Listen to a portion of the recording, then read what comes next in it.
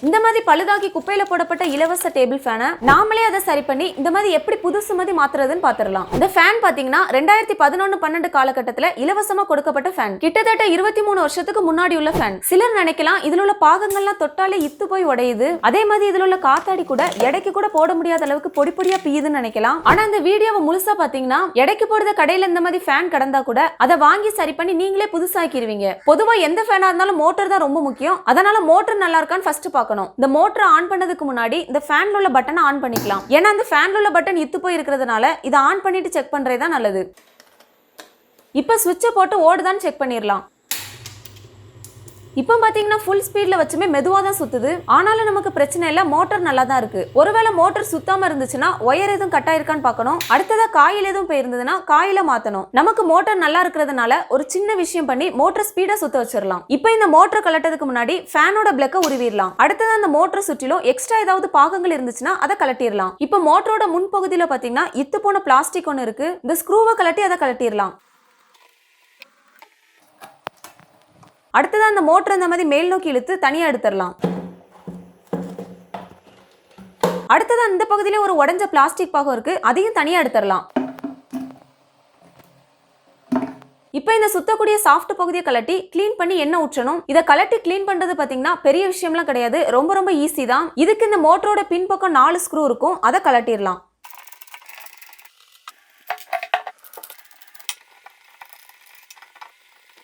ஸ்க்ரூவை கலட்டினதும் முன்பகுதியை வெளியே எடுத்துடலாம். இப்போ உள்ள பார்க்கும்போது முழுவதும் ஒரே குப்பையா தான் ஒட்டி இருக்கு. முதல்ல அந்த குப்பைகளை கிளீன் பண்ணிடலாம். அடுத்ததா காயிலுக்கு உட்புறமும் வெளிப்புறமா இருக்க குப்பைகளை ஒரு பிரஷால கிளீன் பண்ணிடலாம். அடுத்ததா காயில கொஞ்சம் மேல் நோக்கி தூக்கி புஷ் இருக்க அடிப்பகுதியும் கிளீன் பண்ணிடலாம். அடுத்ததா இதோட அடியில பாத்தீங்கன்னா புஷ் இருக்கிறத பார்க்க முடியும், அதுல எண்ணெயை ஊற்றிடலாம். அதே மாதிரி மேல் பகுதியில் இருக்க இந்த சாஃப்ட்ல எண்ணெயை ஊற்றிடலாம். இப்போ பாத்தீங்கன்னா மேல் பகுதியில் இருக்க சாஃப்டும் தேயில, அதே மாதிரி கீழ் பகுதியில் இருக்க சாஃப்டும் தேயில. புஷ் தேயிலன்னு எப்படி கண்டுபிடிக்கிறதுனா இந்த மாதிரி ஆட்டி பார்க்கும்போது ரொம்ப ஆடாம இருந்துச்சுன்னா புஷ் தேயிலன்னு அர்த்தம். அடுத்ததா கீழ் பகுதியில் இருக்க புஷ்லயும் எண்ணெய் ஊற்றிடலாம். அதே மாதிரி இந்த சாஃப்ட் இருக்க பகுதியில கொஞ்சமா கிரீஸ் அப்ளை பண்ணிடலாம். இனி பழையபடி இதை கலட்டின மாதிரியே மாட்டிடலாம்.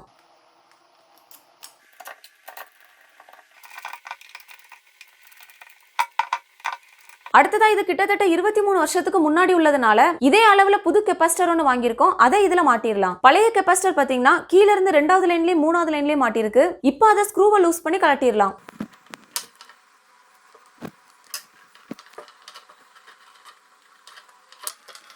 இப்போ இந்த புது கெப்பாசிட்டரை பழைய கெப்பாசிட்டர் கலட்டின இடத்துல அப்படியே மாட்டிடலாம்.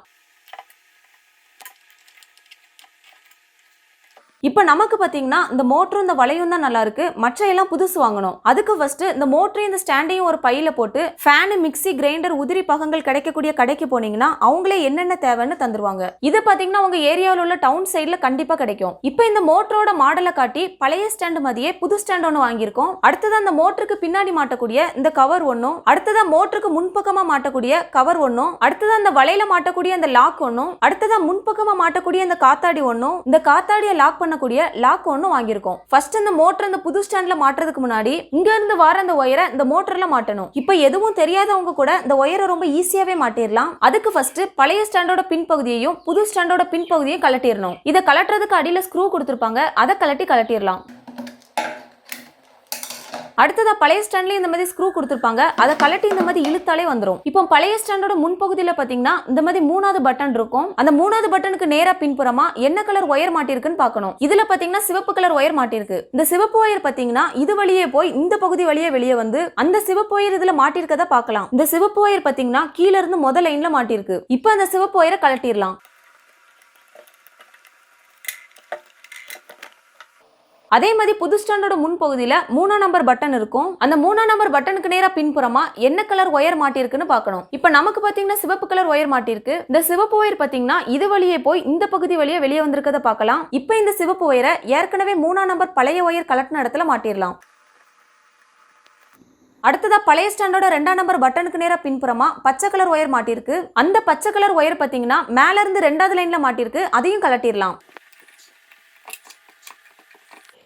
அடுத்ததா புது ஸ்டாண்டோட 2ஆம் நம்பர் பட்டனுக்கு நேரா பின்புறமா ப்ளூ கலர் ஒயர் மாட்டிருக்கு. அந்த ப்ளூ கலர் ஒயரை ஏற்கனவே 2ஆம் நம்பர் பழைய ஒயர் கலட்டின இடத்துல மாட்டிடலாம்.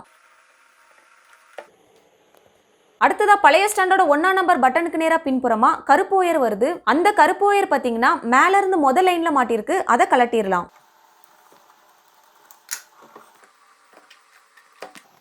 இப்போ அதே மாதிரி புது ஸ்டாண்டோட 1ஆம் நம்பர் பட்டனுக்கு நேரா பின்புறமா வெள்ளை கலர் ஒயர் மாட்டிருக்கு. இப்போ அந்த ஒயர் எடுத்து 1ஆம் நம்பர் பழைய ஒயர் கலட்டின இடத்துல மாட்டிடலாம்.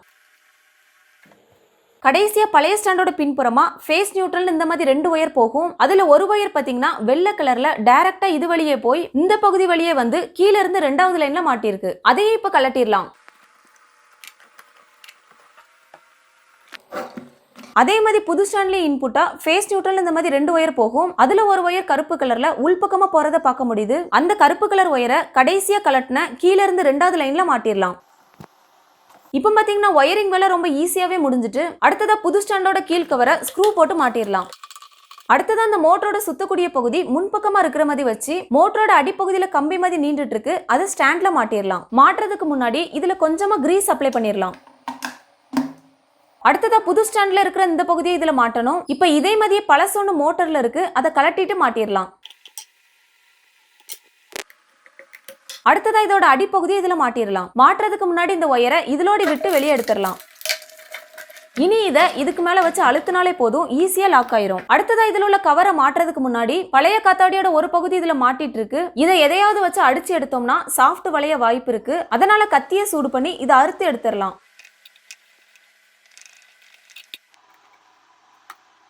அடுத்ததா முன்பகுதியில் உள்ள கவரை மாட்டி ஸ்க்ரூ போட்டு டைட் பண்ணிடலாம்.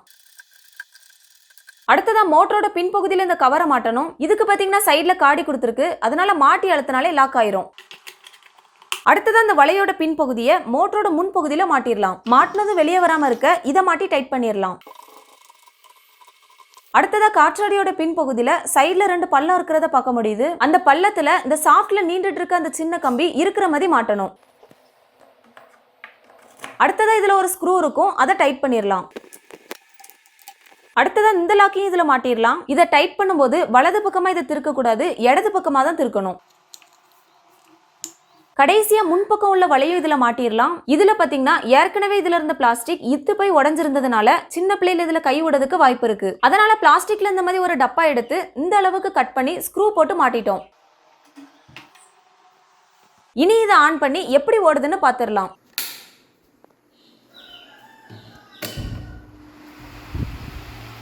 இப்போ பாத்தீங்கன்னா புது ஃபேன் எந்த அளவு ஸ்பீடா ஓடுமோ அந்த அளவு ஸ்பீடா ஓடுது. அதுவும் ஸ்விட்சை போட்டு சில வினாடிலேயே ஃபுல் ஸ்பீட்ல ஓடுது. சிலர் நினைக்கலாம் இதுல புது மோட்டர் மாட்டி ஸ்பீடா ஃபேனை சுத்த வைக்கிறாங்கன்னு நினைக்கலாம். அதனால இப்போ முன்னாடி உள்ள வலையும் கலட்டியாச்சு, பின்னாடி உள்ள கவரையும் கலட்டியாச்சு. இப்போ இந்த மோட்டரை பாருங்க, அதே குப்பையில கடந்த பழைய மோட்டர் தான். இப்போ இந்த ஸ்விட்ச் ஆன் பண்றேன், ஃபேன் ஓடுறதையும் பாருங்க, அதே நேரத்துல குப்பையில இருந்து எடுத்த மோட்டரையும் பாருங்க.